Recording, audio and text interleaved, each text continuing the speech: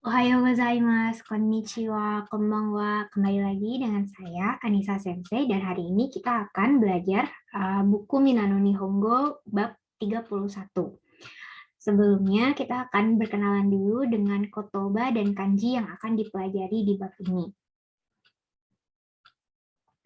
Oke, yang pertama ada ukemasu. Ukemasu, ukemasu. Shiken wo ukemasu. Di ukemas ini artinya mengikuti ujian ya. Shiken ujian, ukemas mengikuti gitu ya, mengikuti ujian. Kemudian yang berikutnya ada kyukei shimasu. Kyukei shimasu, kyukei shimasu. Nah, kyukei shimasu ini artinya beristirahat sejenak gitu. Kalau di kita mungkin seperti istirahat makan siang, isoma. Nah, itu kyukei. Kemudian ada suzukemas. Suzukemas. Suzukemas ini artinya melanjutkan. Yang berikutnya kita bertemu lagi dengan kata kerja torimas. Nah, torimas di sini digunakan dalam kalimat seperti yasumi yo torimas. Yasumi yo torimas. Yasumi yo torimas ini lebih kepada untuk mengajukan cuti gitu ya, mengambil cuti atau mengambil liburan gitu ya. Berbeda dengan QK, kalau QK tadi adalah beristirahat sejenak, tetapi kalau yang ini lebih banyak untuk liburan yang panjang gitu ya, yasumi. Jadi benar-benar liburan atau beristirahat. Baik, yang berikutnya ada nokorimas. Nokorimas. Nokorimas ini sisa ya. Jadi kalau di sini gambarnya dia awalnya keramas gitu ya, terus dia menemukan masih ada sampo yang tertinggal gitu ya. Nokorimas. Kemudian ada mitsukemas. Mitsukemas. Nah, mitsukemas ini artinya menemukan. Gitu ya, mitsukemas ini menemukan. Lalu yang berikutnya ada moshikomimas. Moshikomimas. Nah, moshikomimas ini artinya mendaftar atau mengajukan gitu ya, mendaftar. Di sini contohnya ada karaoke taikai. Nah, si orang ini mengajukan diri gitu ya, atau mendaftar untuk mengikuti karaoke taikai. Nah, ini kegiatannya disebut moshikomimas. Hai, yang berikutnya ada shiki. Shiki. Shiki ini adalah upacara ya. Jadi dia bisa diikuti kata-kata seperti kekong shiki. Nah, itu upacara pernikahan gitu ya, atau resepsi. Kemudian ada nyugaku shiki. Itu upacara masuk kuliah. Mungkin kalau di kita istilahnya adalah PPSMB ya. Kalau di UGM itu PPSMB itu nyugaku shiki. Atau Sotsugo shiki itu upacara wisuda. Itu hai. Jadi shiki adalah upacara. Kemudian yang berikutnya ada sakubung. Sakubung. Nah, sakubung ini adalah mengarang ya minasang. Jadi karangan itu adalah sakubung. Baik. Kemudian untuk kanji yang ada di bab ini yang pertama ada eng. Ini engnya koeng gitu ya, yang artinya garden. Engnya koeng. Kemudian ini ada hi atau tobu yang artinya terbang. Kemudian yang bawahnya ada ki gitu ya, yang artinya mesin. Nah, ini kalau di tengahnya ada kanji pergi jadi hikoki ya, artinya pesawat. Kemudian yang berikutnya ada show-nya shorai gitu ya. Dia kalau sendirian ini bisa berarti jenderal gitu ya, jenderal, commander gitu. Tapi ini show-nya shorai. Nah, kalau dia digabung dengan kanji yang atasnya menjadi shogi. Nah, ini adalah catur Jepang ya, shogi. Kemudian yang berikutnya ini ada kanji kami atau shin gitu ya, kanji Tuhan. Terus yang berikutnya, nah ini ada kemarin di bab sebelumnya kita belajar kanji yo. Nah, di bab ini kita akan belajar kanji te-nya. Jadi yo-nya yote dengan te-nya yote. Jadi dua kanji yang dari bab sebelumnya dengan kanji yang di bab ini kalau digabung ada kanji yote yang artinya kalau dia sendirian to determine atau to decide gitu ya. Terus yang berikutnya di sini ada kao. Nah, kao ini muka ya. Kemudian ada ini adalah kanji ukeru. Kemudian yang berikutnya ada kanji kimeru. Gitu ya, ini kanji yang sudah kalian kenal sebetulnya ya, ukeru dengan kimeru. Hai. Ini adalah kotoba dan kanji yang kita pelajari di bab 31. Nah, selanjutnya kita akan masuk ke dalam materi yang pertama untuk bab 31. Di sini kita akan belajar untuk mengubah kata kerja ke dalam bentuk iko-ke atau dalam bentuk opini gitu ya, iko-ke.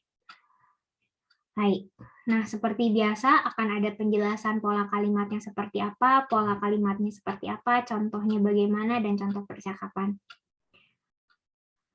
Oke, yang pertama di sini ikoke, jadi ini adalah kata kerja bentuk ajakan atau kata kerja maksud gitu ya. Jadi ini tidak hanya mengutarakan apa yang kita maksudkan gitu ya, apa yang kita ingin bicarakan gitu, tapi ini juga adalah bentuk kata kerja ajakan. Ini adalah bentuk futsuke dari masho. Jadi kita sebelumnya sudah pernah mengenal bentuk masho seperti ikimasho, kemudian tabemasho. Nah, ini ikoke ini adalah bentuk futsu dari bentuk masho. Baik, mari kita lihat untuk perubahannya. Jadi yang pertama ini ada kata kerja golongan 1. Di sini ada jishoke dan ikoke ya. Yang pertama ada kau. Nah, kau ini kan bentuknya jishoke ya. Ketika dia berubah menjadi ikoke, di sini u-nya kita taruh paling belakang gitu. Kemudian kita tambahkan satu huruf lagi yang berada di o columns. Jadi kau menjadi kau. Jadi kau menjadi kau gitu ya. Kemudian hanasu menjadi hanaso. Yomu menjadi yomo. Kaku menjadi kako. Nah, di sini tadi caranya U-nya ditaruh paling belakang, kemudian di antara kanji dan huruf U ini tambahkan satu huruf yang berada di dalam O columns-nya. Kalau U, O columns-nya kan O ya, menjadi kao. Hanasu, O columns-nya kan so ya, jadi hanaso. Kemudian yomu, mu itu O columns-nya mo ya, menjadi yomo. Kaku kan dari di K ya, O columns-nya adalah ko, menjadi kako. Kemudian untuk kata kerja golongan 2, ini mudah, kalian hanya perlu mengganti ru yang ada di belakang menjadi you. Contoh di sini, taberu menjadi tabeo. Kemudian okiru menjadi okio.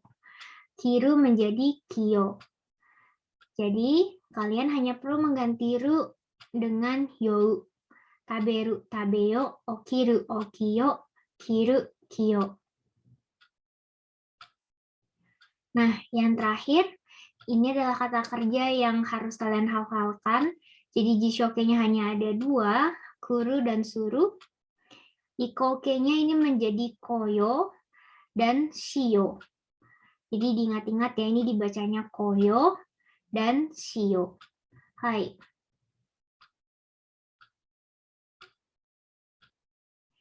Nah, untuk kata kerjanya yang sederhana ya, jadi bagaimana dia penggunaannya. Yang pertama di sini ada watashi to nihongo wo hanaso. Watashi to nihongo wo hanaso. Ayo berbicara bahasa Jepang dengan saya. Kemudian di sini ada oyogo. Oyogo, jadi di sini dia mengajak untuk berenang. Kemudian yang berikutnya ada Nihon ryori wo sukuro. Nihon ryori wo sukuro. Jadi dia mengajak untuk ayo kita masak atau membuat makanan Jepang. Hai, di sini ada percakapan 2 orang ya, jadi ada E-san dan B-san. E-sannya bertanya, Doyobi ni nani o suru? Hari Sabtu ngapain? Kemudian B-sannya menjawab, nani mo shinai. Naze? Tidak ngapa-ngapain. Emang kenapa? Terus E-sannya bilang, umi ni oyogo ka? Gimana kalau kita berenang di umi gitu ya? Terus B-sannya menjawab, so shio. Oke, ayo, gitu ya. Nah, jadi saya ulangi yang E-san, doyobi ni nani o suru? Kemudian B-san, nani mo shinai. Naze? E-san, umi ni oyogo ka? B-san, so shio. Jadi ini adalah bentuk percakapan antar teman ya. Hai. Ini untuk pengantarnya, jadi di bab 31 bentuk ikoke akan dipakai terus ya di beberapa bumpo yang akan kita pelajari berikutnya. Hai, yang berikutnya adalah bentuk nani-nani yo to omotte imasu. Jadi setelah kita belajar mengenai bentuk ikoke, nah penggunaan ikoke di sini digabung dengan bentuk omotte imasu. Omotte imasu ini adalah bentuk apa? Jadi seperti biasa saya akan menjelaskan pola kalimatnya, kemudian pola kalimatnya seperti apa, contoh kalimat dan contoh percakapan. Hai, jadi nani-nani yo to omotte imasu ini adalah pola kalimat yang menyatakan maksud pembicara yang sudah dari dulu direncanakan hingga sekarang. Jadi pola kalimat ini karena bentuknya omotte imasu, omou ya, jadi omoimasu, seperti yang sudah pernah kita pelajari dengan bentuk omoimasu, itu untuk diri sendiri ya, bukan untuk orang lain. Karena omoimasu ini I think. Jadi tidak bisa digunakan untuk orang lain atau pihak ketiga. Nah, yo to omotte imasu di sini dia menjelaskan maksud gitu ya. Rencana yang dari dulu dia sudah rencanakan sampai sekarang pun masih ada rencana itu. Nah, ini kita coba lihat seperti apa. Oke, yang pertama verb-nya adalah bentuk ikoke ya minasan ya. Kemudian ditambah to omoimasu atau to omotte imasu. Yang pertama di sini kyo hayaku kaeroi kyo hayaku kaeyo to omoimasu. Jadi dia bermaksud untuk pulang lebih awal gitu ya. Oh, sumimasen. Neyo to omoimasu.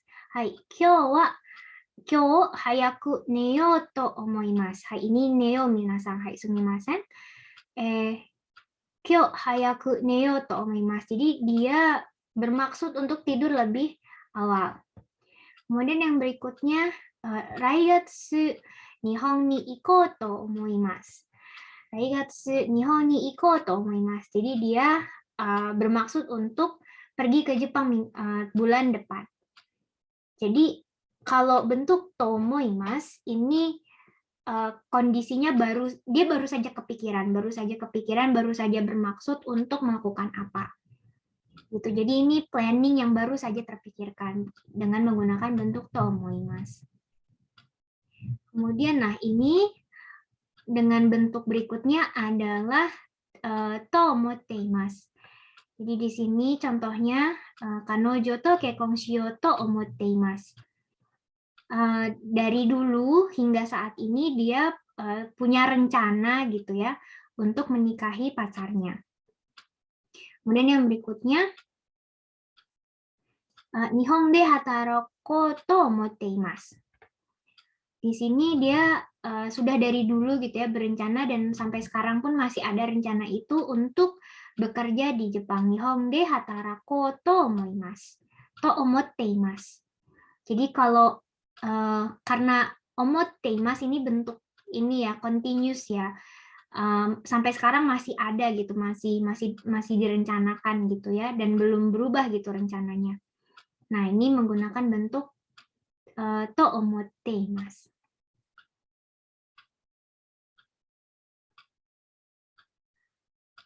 Oke, di sini ada contohnya. Yang pertama ada E-san dan B-san ya. B-sannya bertanya, "Shorai nani ni naritai?" Kemudian E-sannya dia menjawab, "Sashinsha ni, sashinka ni narou to omotte iru yo." Dia berencana untuk menjadi fotografer ya. Kan di sini bisanya bertanya in the future gitu ya, di masa depan ingin menjadi apa. Kemudian di sini dia bilang ada ni Naruto gitu ya, Sashinka ni Naruto. Jadi dari dulu sampai saat ini dia belum berubah gitu cita-citanya, masih ingin menjadi fotografer. Makanya menyatakannya menggunakan bentuk ni Naruto omotte imasu atau Naruto omotteiru. Seperti itu. Jadi bisa disimpulkan adalah bentuk yo to omotteiru itu bermaksud apa yang sudah kita rencanakan dari dulu sampai sekarang masih ada rencana itu. Gitu ya. Hai, yang terakhir untuk bab 31 adalah nani-nani yote desu. Nah, seperti biasa akan ada penjelasan pola kalimat, kemudian pola kalimatnya seperti apa, contoh kalimat, dan contoh percakapan. Oke, jadi nani-nani yote desu adalah pola kalimat yang menyatakan bahwa rencana yang sudah direncanakan akan dilaksanakan segera atau akan selesai segera. Jadi kalau tadi to omoimasu atau to omotteimasu itu baru merencanakan saja. Gitu ya, entah realisasinya kapan. Sementara untuk IoT, di sini rencana tersebut itu akan segera dilaksanakan. Nah, tingkat kepastian rencana ini dijalankan itu sekitar 90-100% karena sudah masuk dalam agenda. Biasanya kalau kalian sudah ada schedule-nya, gitu ya, sudah ada tanggalnya, nah itu dapat diungkapkan dengan bentuk IoT. Baik, mari kita lihat di sini. Nah, untuk bentuk yote sendiri, dia diikuti oleh bentuk kamus ya, jishoke, kemudian diikuti yote desu. Kalau apa namanya yote di sini, ini dia memang harus sudah terjadwal gitu ya, harus sudah terjadwal sehingga tingkat kepastiannya itu jelas gitu ya minasang. Baik, mari kita baca contohnya ya di sini. Nah di sini ada sacho wa shiten e iku yote desu. Sacho wa shiten e iku yote desu. Di sini ada yote, kemudian ada iku ya. Di sini ada jishoke. Nah, bahwa si sacho-nya ini sudah diagendakan gitu ya untuk pergi ke shiten. Jadi sudah masuk di agendanya sacho gitu, udah pasti akan pergi, sudah pasti akan berangkat ke shiten. Hai, yang berikutnya, laishu wa sucho no yote desu. Laishu wa sucho no yote desu. Jadi sudah dipastikan gitu ya, sudah diagendakan bahwa minggu depan itu sucho, gitu ya, business trip. Sudah masuk jadwal gitu ya, makanya menggunakan bentuk yote. Nah, kalau dia bentuknya kata benda gitu ya, sesama kata benda, jadi yote ini adalah kata benda, sucho kata benda, dia diikuti partikel no.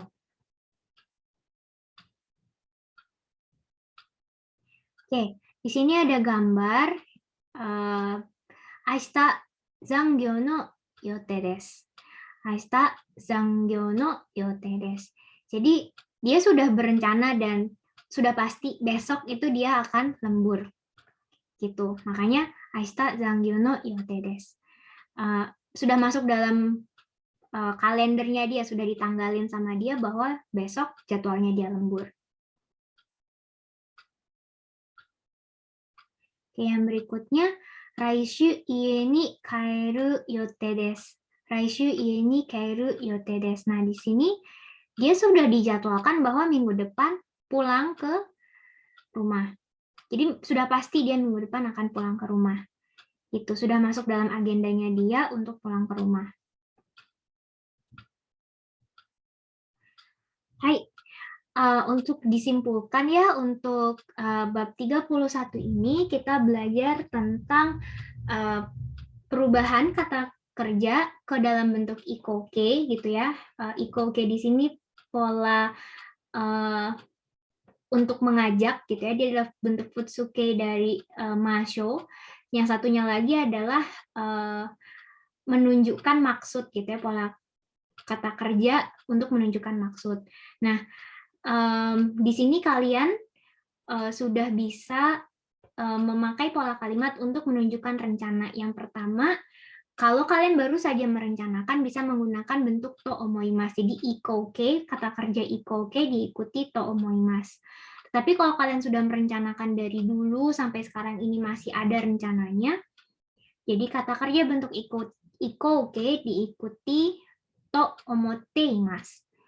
Kemudian ketika rencana itu sudah akan terlaksana gitu, atau sudah ada jadwalnya, atau sudah ada tanggalnya, dengan tingkat kepastian akan terlaksana itu 90-100%, nah itu diikuti bentuk yotei desu. Jadi bentuk kamus, atau bentuk kamus ditambahkan yote atau kata benda, no, kemudian diikuti yote. Hai, itu untuk bab 31. Terima kasih sudah mendengarkan. Kita akan ketemu di video Minano Nihongo chapter berikutnya. Arigatou gozaimasu.